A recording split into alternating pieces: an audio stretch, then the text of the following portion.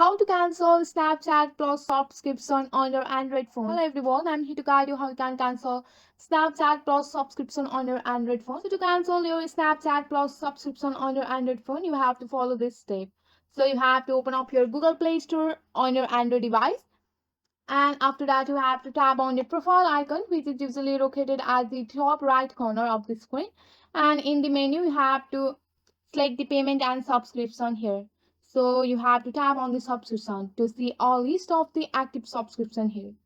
Then you have to locate the Snapchat Plus in this list of subscription and tap on it. Then after tapping on that, you can click on the cancel subscription button.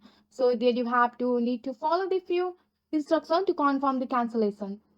After confirming the cancellation, make sure that you are ready to cancel the process. And then you should receive a confirmation email or notification that your subscription has been cancelled. By following this step, you will stop renewal of your Snapchat Plus subscription, but you may still have the access to the feature until the end of the current bill cycling. So with the help of this simple step, you can easily cancel the Snapchat Plus subscription on your Android device. That's it for today. If you like this video, please hit that like button and subscribe for more. I will see you in the next one. Thank you.